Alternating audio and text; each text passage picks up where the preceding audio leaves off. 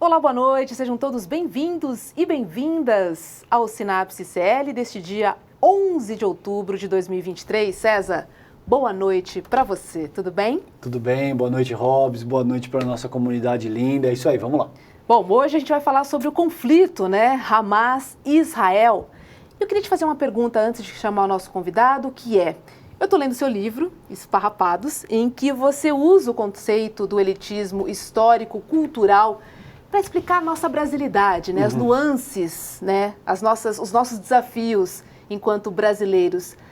Dá para aplicar esse mesmo conceito quando a gente fala, por exemplo, do conflito entre Hamas e Israel? A gente consegue aplicar esse conceito do elitismo histórico-cultural também nesse caso, César? Sim, Rô, obrigado, querida, pela oportunidade. Você tem razão, nesse caso, eu uso essa categoria para refletir acerca de como a sociedade brasileira se organizou. Então, o que é o elitismo histórico e cultural, a meu ver? Essa força social, eu já te falei isso 300 vezes, acho que você não aguenta mais ouvir, essa força social que organiza os arranjos da sociedade com base em categorias de distinção, de forma a criar uma espécie de gramática da desigualdade e, em última instância, uma hierarquia moral que organiza a formação econômica, social, política do Brasil, nesse caso. Mas isso também se aplica para a sociedade internacional. Tá?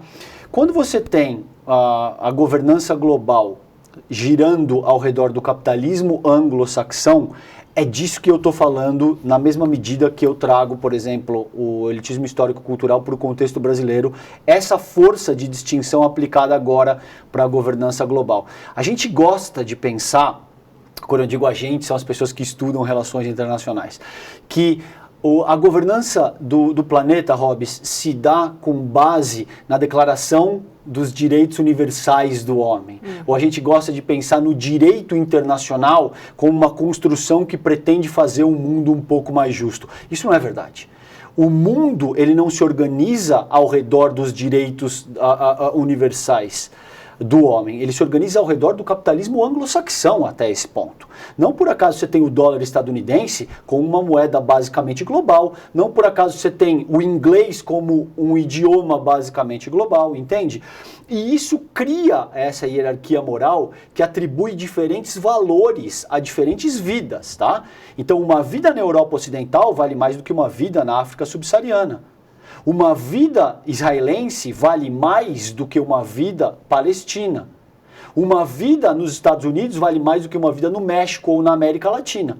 É precisamente disso que eu estou te falando quando eu te digo a respeito dessa hierarquia moral que organiza a governança global e como a sociedade internacional está conduzida pelo capitalismo anglo-saxão. Consequentemente, as vidas que estão no cerne das nações que comandam esse processo valem mais do que as vidas dos cidadãos que estão na periferia e na semiperiferia dos estados que seguem esse processo. É isso que está em jogo quando a gente vê, por exemplo, a repercussão midiática que tenta classificar um ato como terrorista e o outro como uma resposta legítima. É óbvio, Hobbes, que a gente condena a violência em todos os níveis. É óbvio que o que foi feito pelo Hamas não é aceitável, mas também não pode ser aceitável o que vem sendo feito pelo Estado israelense há 7 décadas. Fundamentalmente é isso que eu quero trazer nessa abertura. Não é aceitável não ter água potável nos hospitais, entendeu? Na faixa de Gaza.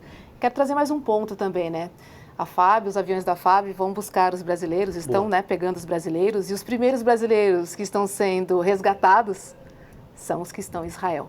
Faixa de Gaza entra depois. Ótimo ponto. Brilhante a tua observação. Entende como isso. Até isso responde à hierarquia moral a qual eu estava aludindo anteriormente na minha fala. Brilhante seu ponto, obrigado por isso. É isso aí. Vamos chamar Vamos lá. Nosso convidado? Vamos lá. Boa noite, Reginaldo Nasser, que é professor livre docente de Relações Internacionais da PUC de São Paulo. Seja muito bem-vindo ao nosso Sinapse, Reginaldo. Obrigado pelo convite e um grande prazer estar aqui conversando com vocês a respeito dessa questão que está aí chamando a atenção mais uma vez do mundo inteiro. Obrigado, Nasser. Prazer te receber aqui. Vamos lá. Nasser, para a gente entender o atual conflito entre o Hamas e Israel, entre os palestinos e israelenses, é preciso a gente entender quando isso começou. Eu posso cravar na cronologia 1917? Pode sim. E por quê? Porque ali, até aquele momento, 1917, toda aquela região do Oriente Médio, onde a gente conhece hoje como Síria, Líbano, Iraque, Jordânia e território da Palestina, era de domínio do Império Otomano. O Império Otomano, o centro do Império Otomano está no estado que hoje nós conhecemos como Turquia. Então, em 17, já durante a Primeira Guerra Mundial, começa a se desintegrar aquele império. E, no lugar dele, já começam a aparecer as grandes potências, que vão se estabelecer na região mesmo após a Primeira Guerra Mundial. Mas ali já tem isso, e quem começa a exercer o domínio ali, especificamente na Palestina, são os britânicos, o Império Britânico. Então, ali uma nova forma de colonialismo, o nome é diferente, é Mandato Britânico, é o nome de colonialismo, mas é um mandato. Quer dizer, ele domina, manda naquele território que era habitado pela grande maioria de palestinos e uma minoria de judeus. Muito bom. Vamos avançar um pouquinho, né, na cronologia, então. Aí a gente está em 17. O que acontece em seguida na década de 40 ali com a formação das Nações Unidas e essa divisão mais específica que acontece ali naquela região, Nasser? Tá. Entre o final da Primeira Guerra Mundial e o início aí da década de 40, mesmo antes da guerra, tem um processo que chama de migração de judeus para a Palestina, onde vai aumentando gradativamente a população de judeus, território, compra de terra, e começam ali os conflitos. Os conflitos já começam nesse momento, e é um conflito entre três partes: Império Britânico, judeus e palestinos. Quando vai para a Segunda Guerra Mundial, outro reflexo da mudança da ordem internacional, quer dizer, como nós vimos, como acabamos de falar aqui, é um reflexo da Primeira Guerra Mundial, o mandato britânico. Agora, a saída do mandato britânico também é um reflexo da Segunda Guerra Mundial. Então, o sistema internacional repercute diretamente no local. E o que acontece? A Inglaterra sai. A Inglaterra está em processo de saída da região, processo de descolonização. Nesse processo de colonização, portanto, as duas outras forças organizadas em torno de palestinos e judeus começam a disputa pelo território. A ONU, em 1947, nomeia uma comissão, e essa comissão vai estudar a questão. Fica de estudar como fazer diante daquele problema, dentro daquela questão. E nisso se estabelece aquilo que se configurou chamar a partilha da Palestina. A Palestina era o território. Por isso que esse momento, às vezes fala que é 48, que é a criação do Estado de Israel. Mas, na verdade, é esse momento que precede a criação do Estado de Israel, 47. Segundo o historiador israelense Ilan Pappé, vários livros sobre essa questão, um grande pesquisador, ele vai dizer que a partir desse momento já começa uma ação das organizações, milícias judaicas de expulsão de palestinos. Então ele diz que tem um plano, ele encontrou esse documento, há um plano que chama Plano Dalet. Esse Plano Dalet é um esboço da estratégia das organizações judaicas do que fazer, desde questões militares até as regiões. Então começa aí. E nessa partilha, eu vou ler aqui para vocês os dados, que eles são fundamentais. É aqui que é o ponto de partida da questão. Então a partilha aconteceu a seguinte questão: os colonos judeus, à época, eram proprietários de 6% das terras e representavam 30% da população.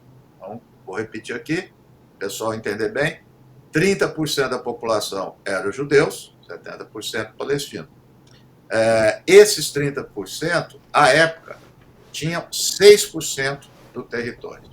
Na partilha, esses 30% da população passaram a ter 55% do território. Já para os palestinos, que eram 70%, passaram a ter 45% do território.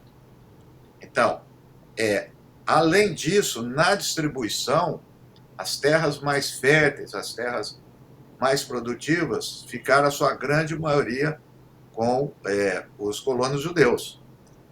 Para o caso nosso aqui, Gaza era um lugar praticamente inabitado. Gaza tinha sofrido já com o Império Otomano, foi muito reprimida ali a região, árida, então, portanto, tinha pouca gente, né? Então, isso ficou com os palestinos. Os palestinos não aceitaram a partilha. Então, quando vem o reconhecimento da ONU dessa partilha, tem guerra. Guerra denominada árabe-israelense. Por que árabe-israelense? Porque alguns países árabes enviaram soldados para lutar ao lado palestino, né? Nessa guerra, Israel ganhou. Então, veja só o que aconteceu. Aquilo que gera maior o território aumentou. Eles ganharam mais 22%. Então, ou seja, conta final. Daquele território que existia inicialmente, 78% ficou com os colonos judeus, que eram 30% da população. O restante dos territórios ficou com a maioria da população dos palestinos. Então, basicamente, região de Gaza e a região da Cisjordânia. Bom, essa situação ficou anômala porque não se deu início, não se deu a construção, as potências não apoiaram a mesma coisa, a constituição de um Estado palestino, né? Então, as grandes potências reconheceram Israel, né? A União Soviética foi a primeira, depois os Estados Unidos, todos os outros, Inglaterra, todos reconheceram, mas não deram um passo para a construção do Estado palestino. Pois bem, então esses dois territórios ficaram numa situação anômala. Né? Essa situação anômala foi resolvida, entre aspas, jogaram para frente o problema e colocaram uma população ali de Gaza sob a supervisão do Egito, que é perto ali do Egito. Cisjordânia, a supervisão da Jordânia. Isso foi até 67. A Síria e o Egito entram em conflito com Israel. O final desse conflito, o que acontece? Israel ocupa militarmente Gaza e Cisjordânia. Então, a guerra de 67 é o segundo momento, né, que se tem êxodo de palestinos. Porque, então, na Primeira Guerra, né, quando acontece os palestinos, muitos vão para Gaza, fogem para Gaza. Então, se hoje a gente olhar todas aquelas cidades em torno de Gaza, onde o Hamas entrou, que matou civis, entrou em combate com militares, etc., aquelas cidades ali em torno, aquela coisa, era o lugar dos palestinos. Então, 70% dos palestinos que vivem hoje em Gaza são refugiados, quer dizer, eles não são de Gaza, né? Então, a Gaza e Cisjordânia ficaram ocupadas militarmente. E isso, que eu estou dizendo aqui, está em todas as resoluções da ONU. Todas. Dizem o seguinte, que Gaza e Cisjordânia são territórios ocupados por Israel de forma ilegal, né? O direito internacional reconhece isso. Bem, na década de 90, tem início os acordos de Oslo, quando se vislumbra uma possibilidade de ter o Estado palestino, um grande otimismo no mundo, final da Guerra Fria, e os Estados Unidos vai lá mediar o acordo entre o Yasser Arafat, que era o líder do Autoridade Palestina, e o Yitzhak Rabin, né, que era do governo trabalhista. Tem lá o aperto de mão deles e tal. Então, Oslo, o que acontece? O Arafat reconhece a existência do Estado de Israel, também não coloca em questão, que isso é um termo importante sempre para a Palestina, o direito de retorno. Direito de retorno de quem? Daqueles que foram expulsos, que perderam suas terras, estão fora da Palestina, foram para o Líbano, Jordânia, Síria, etc. O Arafat concordou, tanto é que o grande escritor palestino Eduardo Said chamou o Arafat de traidor, que ele abandonou. Mas assinaram esses acordos, dividiu e havia uma previsão que gradualmente seria constituído o Estado palestino em Gaza e Cisjordânia. Né? Não aconteceu, obviamente, e mais do que isso, todos esses territórios começaram a entrar colonos judeus. Então, se você olhar hoje a Cisjordânia, ela é um pontilhado, ela não é um território contíguo, homogêneo. Então, várias colonas tomaram conta e, portanto, esse território que eu estou falando aumentou mais ainda de colonos. Sim. Né? Dentro de Gaza e dentro da Cisjordânia. Em 2005, o Ariel Sharon, num lance genial não quer dizer que eu concordo, mas foi muito inteligente, e disse o seguinte: bom, vamos tirar os colonos de Gaza e dar autonomia aos palestinos. Então, isso pegou muito bem no mundo. Inclusive, alguns palestinos comemoraram. Né? Puxa, e saíram.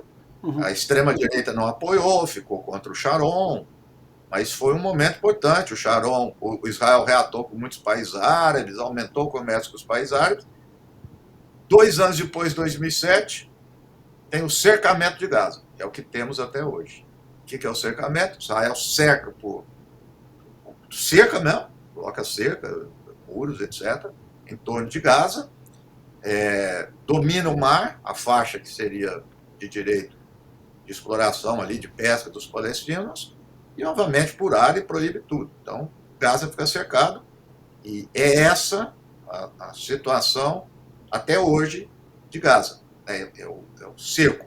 E esse cerco, Israel tem o controle total de entrada de comida, alimento, controla a água, controla a eletricidade, controla tudo. Essa é a situação que se mantém de 2007 até hoje de cercamento. Ou seja, vivemos uma situação arrastada, né? Arrastada. Perfeito. Né? Botada embaixo do tapete, literalmente. Em algum momento ele sairia, em algum momento eclodiria, inevitavelmente. Né? Agora, Nasser, nessa linha do tempo, quando é que surge o Hamas? Né? Que o Hamas controla a faixa de Gaza há pelo menos 16 anos, mas lá também existe a Autoridade Palestina. Queria fazer esse cruzamento entre a Autoridade Palestina e Hamas e entender o surgimento do Hamas, por favor. Perfeito. Até o Hamas é criado em 87, oficialmente. Até então, o único representante dos palestinos era a Autoridade Nacional, e tinha a OLP, Organização para a Libertação da Palestina, e outros grupos. Tinha vários grupos. Tinha grupo marxista, tinha grupo de todo perfil, liberal, estava dentro da autoridade. Lá na faixa de Gaza começa a surgir o Hamas como uma organização islâmica de caridade, organização religiosa, né? Então, atendendo o pessoal. E veja, sempre uma assimetria. A Cisjordânia é uma situação complicada, social e economicamente, mas desde aquela época, Gaza era pior, uma situação bem pior do que a Cisjordânia, em termos econômicos e sociais. Então, o Hamas teve essa penetração, vamos dizer, nesse perfil dessa população mais excluída. Né? E, ao longo dos anos, ele foi crescendo. Hoje, atualmente, há vários documentos, pesquisas mostrando que foi criado por Israel. À época, Israel acusava a OLP de terrorismo. A Autoridade Nacional acusava o Arafat de terrorismo, acusavam todos de terrorismo e tal, e promoveu o Hamas. É um contexto também internacional que pega um pouco depois, isso no Afeganistão, estou mencionando aqui porque é importante para o tema. O Afeganistão início da década de 80, onde os Estados Unidos tinham uma estratégia que era apoiar o Islã contra o marxismo. Era deliberado, quer dizer, o Ronald Reagan recebe no Salão Oval, qualquer um que clicar na internet vai aparecer a foto, os líderes islâmicos do Afeganistão, e ele diz, é a religião, né, contra o ateísmo. Então, aqui os cristãos, os islâmicos contra os ateus. Então, isso também se insere na Palestina, por quê? Porque, como eu disse, a Autoridade Nacional Palestina, o Fatah, o LP, tinha o Frente Popular para a Libertação da Palestina, tinha um perfil mais socialista. Né? Então, a disputa começa. E aí, só que acontece, o Hamas começa também, ao mesmo tempo, as intifadas, né, que são as revoltas populares, contra a situação. Não é revolta armada, tinha uma arma. As intifadas foi uma revolta que movimentou muito os palestinos, revoltavam contra a situação que eles estavam. E o Hamas captou uma parte dessa insatisfação, e ao mesmo tempo que começou a se organizar enquanto grupo armado. Né? E saiu do controle de Israel. É aquela história do tiro pela culatra. Né? Que é clássico isso nos Estados Unidos. Né? O termo lá nos Estados Unidos é blowback. Né? Você faz volta contra você. Né? Então o Hamas começou a crescer, começou a ter muito atentado. Se lembrar, a década até 99, 2000, mais ou menos, para, inclusive, desacreditar os acordos de Oslo, né, que foram feitos, que eu mencionei. Né? Os atentados em cafés, era atentado sincronizado e tudo mais. Então ele começou a ganhar uma dimensão, né, muito grande. Bem, naquele momento que eu mencionei que o Sharon, o Ariel Sharon, bola aquela estratégia de dar autonomia tal para Gaza, o que acontece? O Hamas consegue crescer ali nesse ambiente, disputa eleições com a Autoridade Nacional Palestina, sob supervisão internacional. Inclusive a eleição contava com um dos supervisores, era o Jimmy Carter, ex-presidente dos Estados Unidos, e ganha as eleições, legitimamente. Então, por isso que essa história de, depois a gente vai chegar a esse negócio do Hamas é terrorista, etc., eu digo, sim, ele faz atentados terroristas, tem atos terroristas, mas ele não se define apenas por isso, porque ele foi processo eleitoral, ele exerce uma função administrativa, ele tinha outras funções, né? Então ele ganha a eleição. Ele ganha a eleição e começa a disputar com a Autoridade Nacional Palestina e chegam a quase uma guerra civil. Vários mortos entre eles, a disputa. E o Hamas acaba conseguindo a preeminência na faixa de Gaza. A Autoridade Nacional Palestina deixou de existir lá. Né?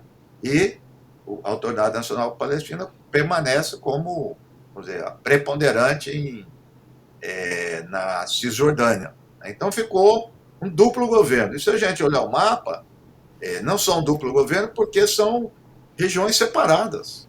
Né? Muita gente fala só para criar o Estado da Palestina, mesmo se criar com essas duas regiões, no meio tem o Estado de Israel, não tem, que está tudo bloqueado, nem se comunicam. Né? Então, foi criando vamos dizer, duas realidades, né? Embora sejam todos palestinos, embora estejam todos nesse escopo da luta pela libertação da Palestina nacional, o Hamas, a faixa de Gaza deu ali um aspecto muito específico. Né? Cercada, não se conhece nenhuma situação semelhante no mundo, desse cerco, tem uma população, não tem uma população, uma identidade étnica e tal, são árabes, palestinos e tal, mas não são Estado, não tem força armada reconhecida, regular, daí o Hamas aparecer, e longe de tudo, porque eles não podem se comunicar com ninguém. O Egito fechou as fronteiras, uma parte pequena ali é com o Egito, a grande parte com Israel. Então está isolado do mundo, praticamente isolado do mundo. E o Hamas foi aí. Então o Hamas cultuou isso e tem uma sequência disso que nós estamos vendo hoje, é uma sequência. Posso errar aqui de cabeça, mas 2008, 2010, 2014, 2018, 2019, nós vamos ter vários desses eventos de pico, né, de conflito, né, e que estabelece um ciclo. É o conflito, chega vamos dizer, um armistício, aí ninguém mais olha para Gaza e volta tudo o que era antes, ou seja, miséria, pobreza e opressão. Mas ninguém vai ficar olhando para isso, porque só olha quando tem ação bélica. Né? Costumo dizer que é a paz violenta. Essas pessoas vivem uma paz violenta. Então, não é que é paz quando faz o acordo, né? Quando cessam as hostilidades. É uma paz horrorosa. As pessoas vivem condições subhumanas, né, durante todo esse momento. Então, portanto, não é ausência. Lógico que ninguém quer ação bélica, ninguém. Só pessoas ensandecidas para gostar de ação bélica. Apenas quando tem a defesa, mas para assassinar civis, para entrar em conflito. Mas, mesmo sem as ações bélicas, a vida é muito desumana. É uma situação o que alguns chamam de prisão a céu aberto. É uma coisa assim horrorosa. Então, finalizando, é esse terreno no qual está o Hamas, né, onde ele se estrutura, onde ele se articulou e de onde ele faz aí as suas ações. Né? Nasser, e aí a gente tem nessa terceira década do século XXI, a gente tem um processo franco a essa altura já, de reorganização da própria governança global. A gente tinha uma estrutura determinada, sobretudo a partir do começo da década de 90, né, com o desmonte do campo soviético, no qual basicamente os Estados Unidos deram as cartas de uma maneira bastante unilateral, e a gente tem agora todo um processo se reorganizando, principalmente com China, com Rússia, com Irã, com outros atores, a Índia, outros atores que têm também um papel bastante dúbio aí, mas outros atores se organizando para, de alguma forma, fazer um enfrentamento a esse modelo unilateral de governança global. Como é que você acha que os eventos dessa semana, considerando aí a agudização desse conflito entre Hamas e Israel, se insere nesse processo de transformação da geopolítica global de forma mais ampla? Bom, já vou pela afirmação contundente que ele está fora, né? E volto a ela. Então, veja só. Em geral, eu acho que nas análises de relações internacionais, por vezes há um equívoco de pensar que as ordens internacionais, no sentido geral, global, acabam determinando o que acontece em toda e qualquer região do mundo. Claro que ela condiciona, claro que ela tem efeitos. Eu mesmo acabei de apontar Primeira Guerra Mundial, Segunda Guerra Mundial e a influência que isso teve na questão palestina, sem dúvida nenhuma. Mas nesse momento que nós estamos vivendo, o sistema de alianças, ele não atinge a questão palestina. Explico. Isso é interessante, porque isso já vem até antes da Guerra Fria. Então, ou seja, o que eu estou querendo dizer aqui? Estou querendo dizer que aquela região ali do Oriente Médio tem uma particularidade dentro desse contexto maior. Então, até a Guerra de 73, está fazendo 50 anos, semana passada, foi entre Egito e Síria contra Israel, até aquela guerra, teve a participação muito clara do apoio da União Soviética a Egito e Síria e dos Estados Unidos a Israel. E interferiram no conflito, no momento que Israel estava caminhando para Damasco.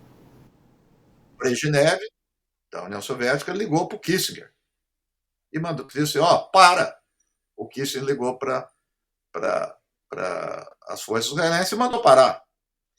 Esse padrão acabou. Não tem a grande potência negociando essa questão. Então, já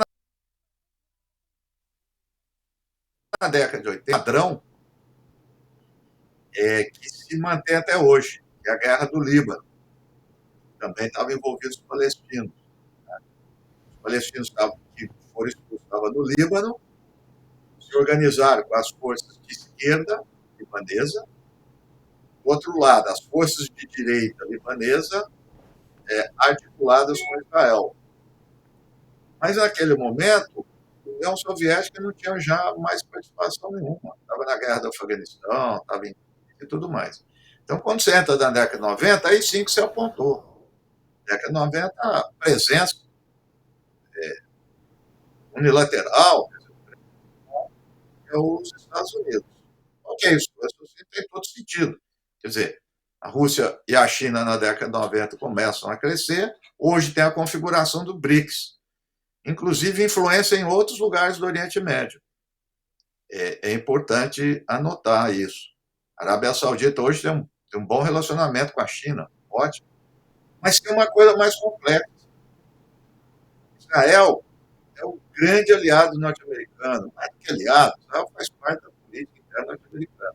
Ao mesmo tempo, Israel se dá muito bem com a China e a Índia. Aí é que tá. A China, a Índia e a Rússia. A Índia nem se fala. Então, ou seja, eu costumo dizer que tanto no nível governamental como no nível, vamos dizer assim, individual, apoiar a causa palestina, hoje, já há algum tempo, não é fácil. Sim. Os custos são muito altos. E veja, vamos pensar friamente. O que um país, em termos econômicos, eu falo, ganha apoiando a Palestina? Não é nada, absolutamente nada. Só tem a perder. O que nós, eu falo isso para os jovens, tudo, o que vocês têm? Vocês não têm a ganhar, vocês não vão ter, como tem para Israel, viagem, paga para estudos, você não tem apoio material, você não tem nada. É solidariedade. É isso. Uma causa solidária, de fato. Sem é isso. Nenhuma. Como década de 60, o movimento que foi um dos primeiros movimentos dos negros nos Estados Unidos, que se articulava com os palestinos, que a ideia é solidariedade, ponto final, não tem outra coisa. Solidariedade, Angela Davis e todos eles, até hoje. Angela Davis recentemente ia ser homenageada numa universidade, e aí mandaram um recado para ela que ela tinha que tirar as questões da Palestina. Ela disse, prefiro não receber o prêmio. Sim. E ficar por aqui. É o preço a ser pago dessa articulação. Então, a questão palestina ela começou a aparecer também como um símbolo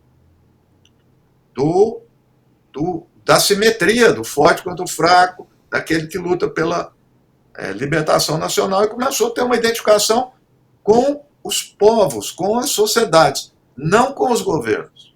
Há uma sincronia aí, governo e povo. Então, os governos apoiam, dão uma declaração, mandar ajuda humanitária, mas envolver para criar o Estado palestino? Ninguém, absolutamente ninguém. Então, quando eu falei dos acordos de Oslo, como é que se faria para construir? Tem que cumprir o que foi acordado. Como é que obriga? Se a questão é só entre Palestina e Israel.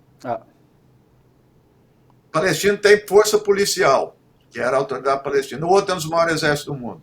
Como é que cumpre isso? Quem que fiscaliza? Então sempre vinha notícia. Israel não cumpriu. Israel não cumpriu. E o que faz tirar? Então quem vai tirar esses colonos armados de lá? Então, ou seja, só concluindo, nós temos um momento, no caso da Palestina, uma completa ausência das instituições internacionais, das potências regionais ou das grandes potências. Ninguém. A Arábia Saudita emitiu uma nota dura contra Israel, ok, mas fica na nota. Não vai além disso. Então, as perspectivas de construção, sinto dizer isso, as perspectivas de construção do Estado palestino é muito inviável, a não ser que um dia uma das grandes potências resolva comprar essa briga, essa luta, esse objetivo. E Nasser, por que o Hamas escolheu exatamente este momento para atacar Israel, hein? Boa pergunta. Veja só, eu tenho um exercício, aprendi com o professor, o grande professor, e era o seguinte: a gente, para fazer análise, a gente tem que fazer um momento excepcional de se colocar no lugar do ator, né, que está fazendo. Aí ele alertava, mas depois você sai, não fica no lugar dele não. Né? Então ele tinha uma frase lá: se você quer compreender o César, que era o imperador, pensa como César. Então vamos pensar lá como Hamas. Entendo que uma hipótese primeira é no sentido internacional. O que estava acontecendo? Até 2 semanas, o maior, vamos dizer, empreendimento aí do Netanyahu junto com o Biden era um acordo com a Arábia Saudita. Uhum. Durante o governo Trump lançou aquele plano que se chama Acordo de Abraão, que é, entre aspas, normalização das relações de Israel com os países árabes. E entraram alguns países árabes mesmo. Marrocos, Sudão, Emirados Árabes. A Arábia Saudita não entrou. A Arábia Saudita sempre manteve uma boa relação com Israel, mas não tão próxima, sem problema, nunca teve, mas não entrou. E ela não entrou. Então isso estava se tornando um problema. Agora, com a guerra da Ucrânia, aí é o que o César disse, aí se encaixa. A guerra da Ucrânia, o que aconteceu? A Arábia Saudita é um país que tem ótimas relações com os Estados Unidos. Recebe arma, compra arma, investimento, tem base militar americana até na Arábia Saudita. Os Estados Unidos apertou para tomar medidas contra a Rússia, ela não só não tomou, como aumentou as relações com a Rússia. A Arábia Saudita, para vocês terem uma ideia, os maiores produtores de petróleo do mundo estão comprando petróleo da Rússia. Eles vão perder. Mas por quê? Compra mais barato e vende no mercado internacional, furando o bloqueio. E o que os Estados Unidos faz? Nada. Para dizer do poder da Arábia Saudita. Uhum. O Biden silenciou, o Biden, quando não era candidato, ele disse, acusou o príncipe, e é verdade, de ter matado um jornalista. Ele já esqueceu isso. Então, por quê? Porque a Arábia Saudita agora está nesse eixo da China. Né? Então, está se construindo, o próprio Netanyahu mostrou o mapa. Está construindo um dos caminhos da Rota da Seda, sai da China, passa pela Ásia Central, Irã, Arábia Saudita, Turquia e Europa. Essa proposta dos Estados Unidos, que é com a Índia, saindo da Índia, Arábia Saudita e Israel, para conexão com a Europa. Então, o Hamas provocando isso, eu entendo que isso até agora ele conseguiu. Porque a Arábia Saudita soltou uma nota a mais dura até agora contra Israel. Não vi nenhuma nesse nível. Falando que era para suspender as hostilidades, mas acusando Israel de ser o responsável pelo que está acontecendo. E que o povo palestino tem todo o direito legítimo de resistir e construir seu Estado nacional. Uhum. Então, suspendeu por enquanto isso. O outro motivo do Hamas, eu entendo que é interno. A Autoridade Nacional Palestina já vem desgastada há muito tempo. Muita acusação de corrupção, de não representar mais os palestinos, tem muita contestação na Cisjordânia, dos jovens palestinos e tudo mais, e ela já vinha sendo desgastada. Mas a cada vez que acontece isso, o Hamas aparece na frente da autoridade. Afinal de contas, você tem um povo, você tem território e você não tem forças armadas.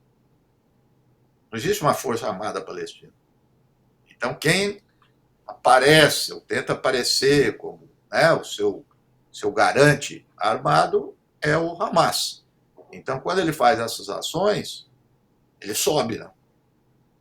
Tanto é que, veja só, quando acontecem essas questões, a mídia discute mais o Hamas do que o Estado palestino, que é o que Israel gosta também. Né? Quer dizer, a gente discute o Hamas e todo mundo esquece a causa legítima da construção do Estado palestino. Ele acaba chamando mais atenção.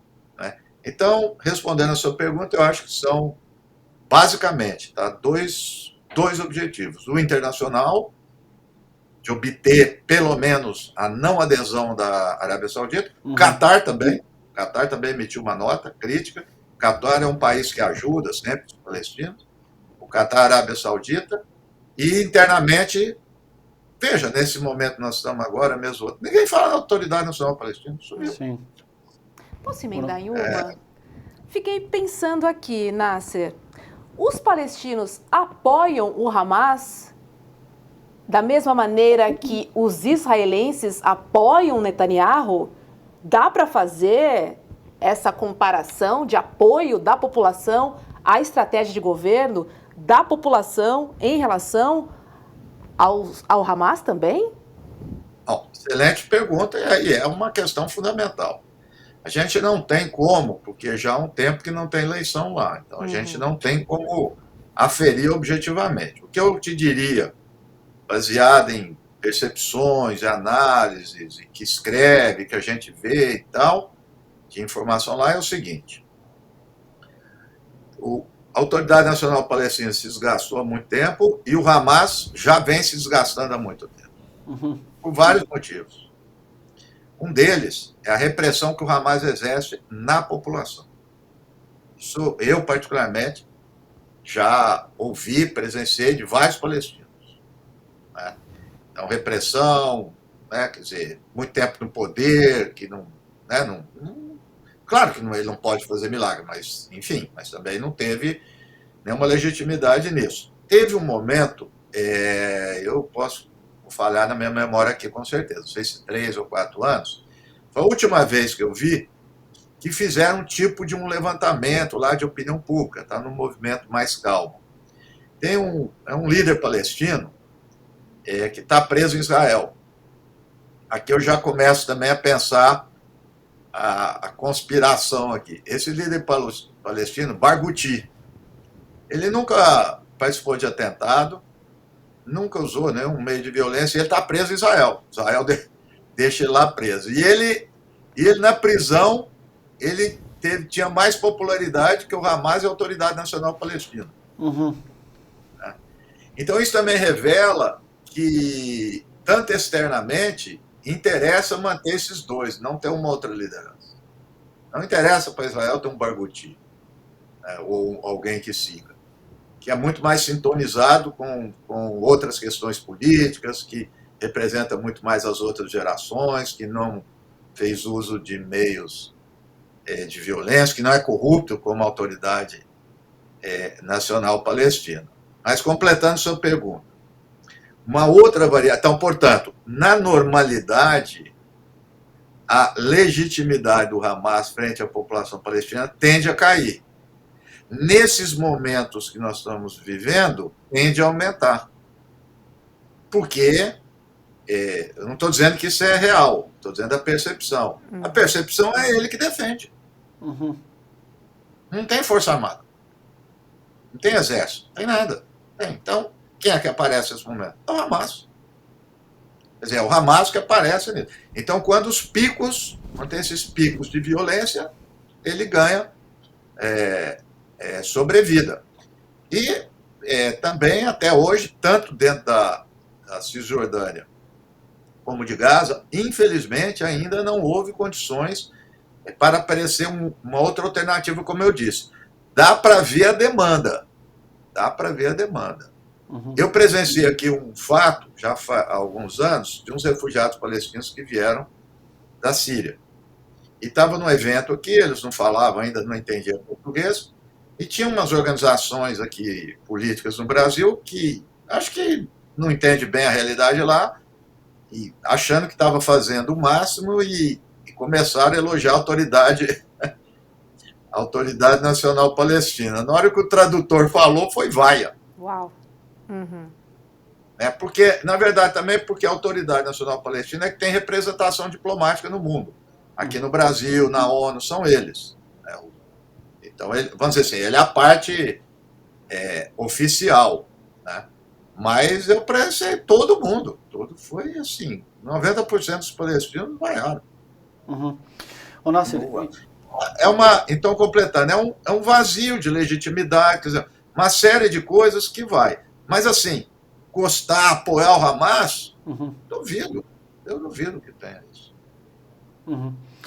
Nasser, e eu sei que é difícil estabelecer prognóstico, principalmente quando a gente lida com um tema tão denso quanto esse, mas eu queria ouvir um pouco de você o seguinte: se você acha que... A gente conversou ao longo dos últimos dias aí, que teve alerta da inteligência egípcia dizendo que aquilo poderia acontecer, o Haaretz, o jornal israelense, culpando o Netanyahu como principal ator responsável por esse pico de violência.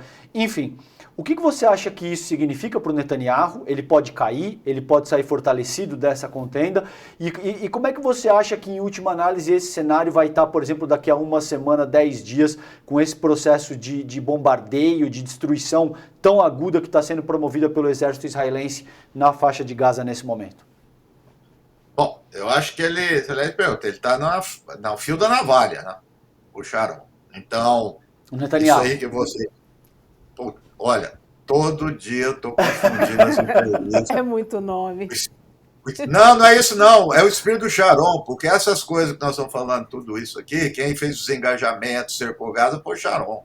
Sim. Ele é o estrategista, né? Netanyahu, ele cada vez mais atacado pela imprensa, não é atacado com fatos, com objetividades. Acabou de citar o Haaretz.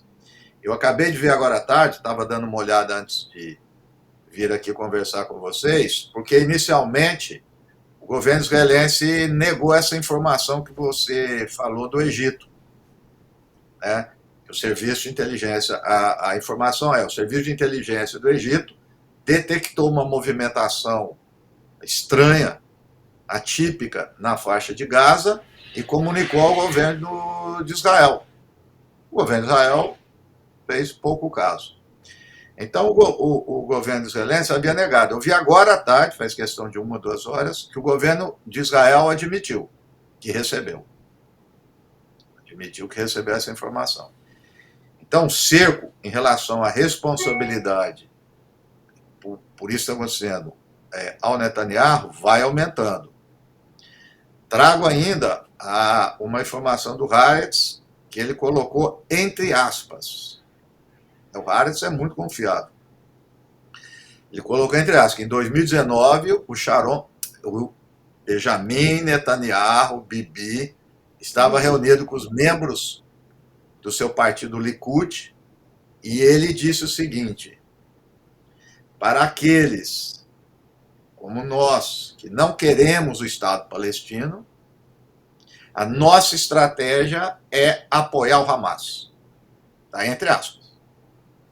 E ele complementa: não devemos permitir bloqueio de recursos ao Hamas.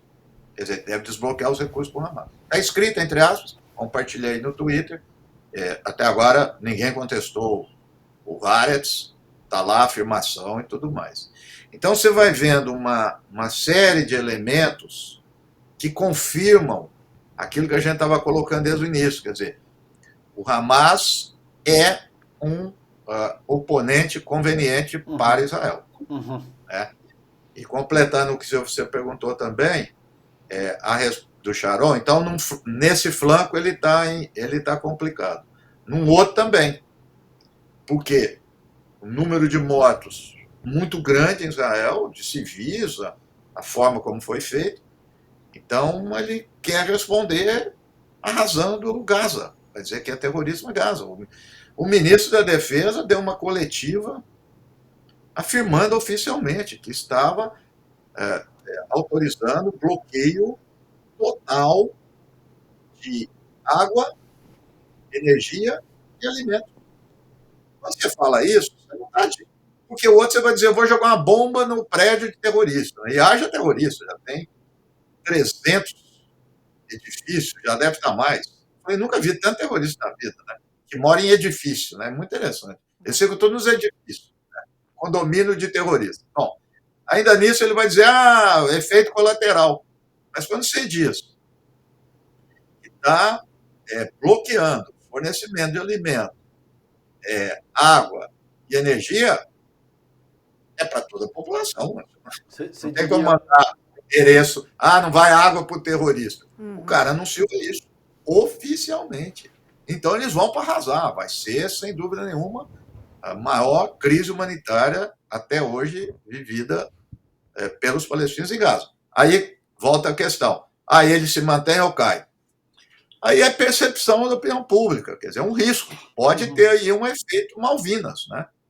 Efeito Malvinas, por entender que a ditadura argentina estava em crise, arrumaram lá uma guerra com a Inglaterra para ativar o sentimento nacional e foi um fracasso, morreram muitos argentinos e aí que a ditadura caiu. Então o Netanyahu está nesse dilema aí, né? Vamos ver. Eu acho que, de toda forma, é uma crise que se arrasta em Israel. Vai aumentar o número de investigação, tem muita coisa que a gente não sabe ainda. Hoje, eu não sei se vocês viram, é uma notícia assim, sui generis. Uhum. Sui generis. Foram, o governo de Israel diz, foram encontrados, é essa a palavra, foram encontrados 1.500 corpos de membros do Hamas em território israelense. Não falou mais nada. Não dá para acreditar. Exato. Eu vi isso, Quando eu li essa notícia, eu falei, que tipo de canalice é essa? Que foram encontrados 1.500 corpos, como se aquelas pessoas tivessem morrido do nada, como se não... Isso não faz o menor sentido, de fato. Então ainda tem muitas informações meio desencontradas. Né? Tá um momento meio estranho aí e tal. Mas eu acho que tudo isso tem... Aí tem uma questão interna lá, né, de Israel, assim, uma parte da mídia, uma parte da coisa que fecha, literalmente, com o Netanyahu, e a outra, quer dizer, a mídia, partido mais liberal, como o Haaretz, né, que abre essa crítica. Então, vamos ver aí esse jogo de forças, mas é tudo duro, porque atingiu muito a população em Israel. É muito duro ver essas pessoas mortas, atingiu muitas famílias e tudo. Claro. O pessoal ainda fica meio, com razão, atordoado em pensar, vamos dizer assim, na política, né, propriamente dito. Mas eu acho que passando essa fase aí, vamos chamar de um luto coletivo, vão para cima, uma boa parte de Israel e vai para cima do Netanyahu. Uhum. Agora, César, o fato de Israel ter confirmado que recebeu o aviso do Egito e nada fez, é muito sério. É um ponto que merece toda a nossa atenção. Isso muda a configuração do que a gente está acreditando ou do que a gente tem ouvido até agora, né, Nasser? Não, se me permite o seguinte, eu sou muito curioso, a minha frustração é não ter sido jornalista. Investigativo, eu adoro isso, eu adoro investigar. Mas sem tempo, com entrevista, aula, não sei o que. Hoje eu vi, estava porque é uma reprodução das agências internacionais, estava lá na UOL, e estava um estardalhaço dizendo assim, quais mais ou menos, os métodos usados por essa ação espetacular do Hamas. E estava citado que era das agências. Eu aconselho vocês lerem. Uhum. É um negócio sui generis. Aí começa assim. A invasão do Hamas por mar. Vamos lá ler. Um barco. A invasão foi um barco que foi metralhado por Israel e voltou. Ok. Vamos por ar. Aquele, como é que chama lá? Paraglider. O Paraglider. Porque eu tinha visto umas imagens, um punhado de gente. A BBC confirmou só uma foto que mostra um cara descendo. Assim, um negócio bizarro. Quando eu vi aquilo, bom, você pode brincar de tiro ao alvo com um cara desse, né? Tudo lento, descendo. A outra ação por terra era aqueles bulldozer derrubando a cerca e uns caras saindo de moto. Gente, pelo amor de Deus. Uau. Do outro lado está um dos maiores exércitos do mundo que exporta sistema de vigilância para o mundo, vende para a Inglaterra, para os Estados Unidos. E para o Brasil, né? Não, Brasil com certeza. Mas estou falando, vende até para esses países. Uhum. Ninguém Sim. viu nada. E o que demorou? Mais de 10 horas. Eles lá, um negócio assim, espantoso, espantoso. Apesar de toda a transmissão ao vivo, tem muita coisa estranha acontecendo por lá, né? Não sei se vocês chegaram a ver. Eu estou procurando. Não estou duvidando. Por exemplo, duvida de morte. Mas eu quero ver. Eu vi várias matérias que falavam sobre a rave e falavam assim, o vídeo está aqui. Eu olhei o vídeo e não vi. Eu não vi um vídeo que mostra um assassinato. Procurei até. Mostra as pessoas correndo, sim. Isso eu vi. Mas eu não vi assassinato. Não estou dizendo que não teve. Claro. Estou dizendo que não vi. Então, assim, a imprensa está reproduzindo, dizendo como que... Então, não coloca, é bem provável, tem várias informações. Mas, olha o vídeo. Eu não vi no vídeo. E tem todo tipo de... Por exemplo, agora estava circulando, principalmente nas redes sociais, que 40 bebês teriam sido mortos e decapitados e esse tipo de coisa. E cabe ressaltar esse cuidado que o Nasser está tendo. A gente não está dizendo que isso... a gente não está dizendo que isso não aconteceu. A gente sabe que em situações tensas e críticas como essa, todo tipo de medida absolutamente dantesca pode ser adotado, mas também cabe ter uma certa parcimônia, considerando que carece a verificação, carece todo esse tipo de abordagem que a gente está procurando fazer com o Nasser aqui. Nasser, a gente está caminhando para os minutinhos finais aqui, a gente tem mais 2, 3 minutinhos só contigo antes de encerrar o programa, mas eu gostaria de ouvir duas coisinhas. Se você acredita que outros atores maiores podem se envolver nessa questão, muito se falou, por exemplo, talvez o Irã, talvez o Hezbollah pudesse entrar nesse conflito.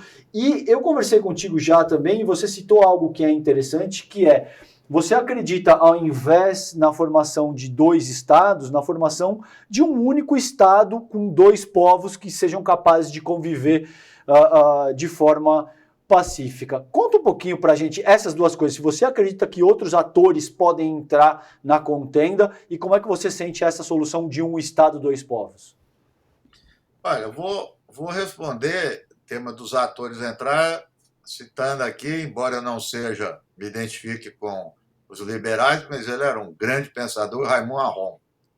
Ele dizia, sempre a gente analisar impossibilidade e probabilidade na área de ação humana. É possível que haja algo no sul do Líbano com o Hezbollah? Está tendo já alguns incidentes? É possível, mas é improvável. É improvável porque eu entendo que já está tendo vários recados indiretos das potências europeias e dos Estados Unidos em relação a isso. O Hezbollah pode ser tudo, menos burro e louco de provocar algo nesse sentido. Mas você abriu aqui também o programa falando das ações humanas, que às vezes um fato sai de controle e depois gera uma reação em cadeia. Mas hoje eu diria que é improvável. O Irã, menos ainda. Há uma armadilha para o Irã entrar. O Netanyahu, creio que gostaria que o Irã entrasse até para melar essa coisa com a Arábia Saudita. Estão acusando o Irã de tudo. Mas o governo do Irã é muito esperto, muito estratégico nisso e vai evitar de toda forma entrar nessa questão também. Então, eu acho que o cenário, depois de muita destruição e morte, então, quando Israel olhar, bom, agora nós estamos satisfeitos com a vingança, aí vai fazer um cessar-fogo e fica tudo como antes no quartel de Abrantes. Eu acho que essa daí é uma questão. A outra que você perguntou... Do único Estado, 2 povos. Sim. Desculpa. Veja só, lembra, vamos falar rapidamente aqui, quando eu estava descrevendo 1947. Uhum. Em 1947, estavam lá 2 povos e estava tendo conflito entre eles. Tudo bem, como foi a Constituição dos Estados Nacionais, só para ficar aqui no Ocidente, em toda a Europa. Toda a Europa foi assim. Quer dizer, o que as grandes potências deviam ter feito? Não era partilha, não era partilha. Era mediar um tipo de acordo que mantivesse aquele território sob um único Estado democrático, com todos os problemas que ia ter, mas manter a todo custo aquela unidade política naquele território. Ok, não foi. Ok. Então, durante muito tempo, quem falava em um Estado dizia assim, um Estado é inviável, o negócio são 2 Estados, e veio Oslo. Hoje é mais viável, com todas as dificuldades, um Estado do que 2. Por quê? Porque, como eu disse, a Cisjordânia está toda tomada por colonos. Para eles saírem de lá, só uma guerra civil, coisa que não vai acontecer em Israel. Eles vão ter que sair à força, eles não vão sair de lá. Há um apoio muito grande na sociedade e eles estão todos armados e têm apoio do exército. A outra é Gaza. O que vai fazer Gaza? Portanto, veja, o Gaza vai... Vamos supor, tem 2 estados. Gaza cercada e Cisjordânia de lá. Como é que encontra um palestino? Não tem nem como encontrar, não tem nem em relação de contiguidade. Então, portanto, hoje, alguns analistas, inclusive a revista Foreign Affairs, uma revista do mainstream dos Estados Unidos, sim, super centro-direita, saiu um artigo assinado por 6 analistas intelectuais dizendo isso. O único projeto viável hoje para lá é um Estado. Um Estado e 2 povos. Né? Fora isso, é muito difícil, quase impossível, e, como eu disse, vai ser a custas de uma guerra civil em Israel, que é altamente improvável, quase que impossível. Uau, que difícil.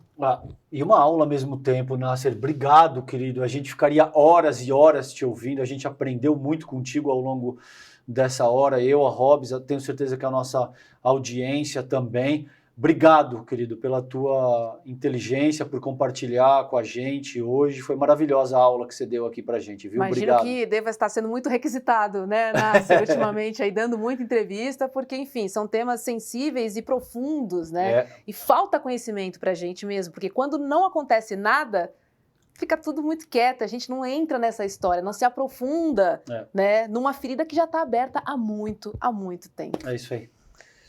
Se me permite 30 segundos, que é claro, sobre isso que você falou. A gente, como professor, tudo é uma das maiores satisfações que eu estou tendo, porque eu tenho um grupo de estudos, eu tenho alunos e tudo. Então, hoje, nesse momento com o Edgar, eu tenho basicamente 3 ex-alunos que fizeram os 3 mestrado e doutorado comigo, que estudam Oriente Médio, e que estão aí dando entrevistas. Eu acho que é isso também, não só ficar concentrado só numa pessoa. E, por coincidência, uma aluna doutoranda, que o doutorado dela vai defender segunda-feira, sobre Gaza. 4 anos que ela está nisso. Sobre Gaza, vai defender segunda-feira o doutorado. Então, acho que essa ideia de formação também que é importante. E eles, por sua vez, vão formar outros. A gente tem que... a ideia do conhecimento tem que ser coletiva. Isso é importante. E tem percepções que eles têm que eu não tenho.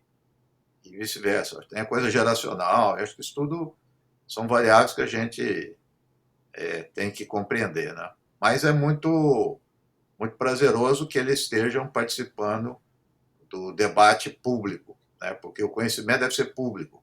Uhum. Defendo isso com unhas e dentes. Tem uma linguagem acadêmica, mas o papel nosso é transformar a linguagem acadêmica para fora da universidade. Tem que fazer isso. É um desafio que todos têm. Eu não posso ter uma linguagem esotérica em um ambiente mais aberto. A gente faz o possível para comunicar da melhor forma. Foi maravilhoso. Com certeza eles contam com a inspiração de um baita professor. Obrigada, Nasser. Uma boa noite para você. Boa noite. Obrigado, querido. Um abraço, Nasser. É isso, né, César? Enfim. E veja a diferença. E a diferença, você percebe, Hobbs? A diferença de quando você tem um craque, um doutor, como o Reginaldo Nasser, e a riqueza do debate, sim, e as perspectivas que ele traz. É óbvio que ninguém é pai da verdade, mas o debate é muito mais sofisticado do que a abordagem a tradicional, entre aspas, que você vê na mídia, sim, mainstream, corporativa, nacional, entende? Então, é isso que você falou, todo mundo quer paz. Ninguém seria louco de endossar medidas de violência, de assassinato. Agora, isso precisa valer para todo mundo, Roberta. Não dá para a gente seguir nessa toada. Só para encerrar 1 minuto, veja, a gente tem um estudo da Brown University que eu queria compartilhar contigo.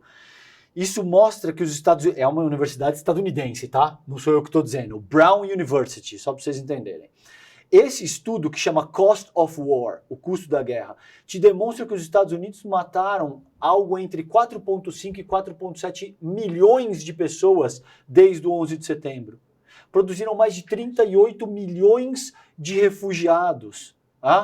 Você tem uma figura como o Henry Kissinger, que ele citou, que é secretário de Estado, está com 100 anos agora, o Henry Kissinger, que promoveu todo tipo de genocídio no mundo, matou milhões de pessoas na Indochina durante a guerra do Vietnã. Esse cara nunca foi tratado como genocida ou como terrorista. Ele ganhou o Prêmio Nobel da Paz, Hobbes, em 1973. Você entende o que eu estou te dizendo aqui? Então, assim, é óbvio que a gente precisa começar a olhar com um pouco mais de cuidado para essa hierarquia moral que determina a governança global e que atribui determinados tipos de valores para certas vidas, principalmente priorizando as vidas estadunidenses, da Europa Ocidental, Japão e Austrália, em detrimento de todo o resto da população mundial. É isso que está em jogo aqui. E no final, né, a gente vê esse ápice claramente por razões econômicas. Sempre. E viva o capitalismo. Exatamente. É sobre isso. Esse é o cerne da questão. Obrigada pela sua companhia. Espero que você tenha aprendido, assim como a gente, com o professor Reginaldo Nasser hoje. A gente volta aqui no Sinapse ICL sempre às 7h30 da noite. A gente espera você. Um beijo. Uma ótima noite. Beijo. Fiquem bem. Tchau, tchau. Olá, eu sou o Eduardo Moreira, sou engenheiro civil, estudei economia na Universidade da Califórnia e passei mais de 20 anos no mercado financeiro. Eu queria convidar vocês para assistir o curso sobre economia comportamental, um curso que tem 8 aulas com participação de todos os alunos e alunas e vai trazer até vocês todas as explicações que a ciência hoje tem encontrado para o nosso processo de decisão. Por que a gente toma as nossas escolhas da forma como a gente toma? E como as pessoas usam isso para manipular o nosso dia a dia e lucrar com isso. Um curso fundamental para entender as engrenagens do capitalismo e dos negócios. Vamos lá participar? O curso está 100% disponível para membros e membras da plataforma ICL, o Instituto Conhecimento Liberta. Eu conto com vocês nessa aula. Oi, gente, tudo bem com vocês? A gente veio hoje contar um pouquinho sobre o curso de saúde mental e cuidado que o Instituto Conhecimento Liberta está oferecendo. O curso é comigo, Bia. E comigo, Renan. Nós somos psicólogos, professores, trabalhamos com formação e com cuidado em saúde mental e a gente quer propor para vocês uma discussão bastante crítica e necessária sobre o campo da saúde mental. Nesse curso da gente, que faz parte dos mais de 200 cursos do Instituto Conhecimento Liberta, a gente vai pensar sobre as questões da saúde mental, para além da loucura, para além do adoecimento, para além da psicopatologia, pensando questões como direitos humanos, gênero, raça, classe, sexualidade. Então, venham juntos e juntas discutir com a gente. Olá, eu sou a professora Carolina Casarim, do curso Moda e Modernismo no Brasil, e nas nossas aulas você vai aprender um pouco sobre a história do modernismo no Brasil, a história da moda, as relações entre moda e modernismo e a importância da aparência não só para o modernismo, mas para a gente de maneira geral no nosso dia a dia. Por que é importante a gente entender sobre a história das roupas? Por que é importante a gente ter consciência do valor político que a aparência tem e que os nossos modos de vestir têm? Mas além disso, você vai aprender muito mais. Te espero lá!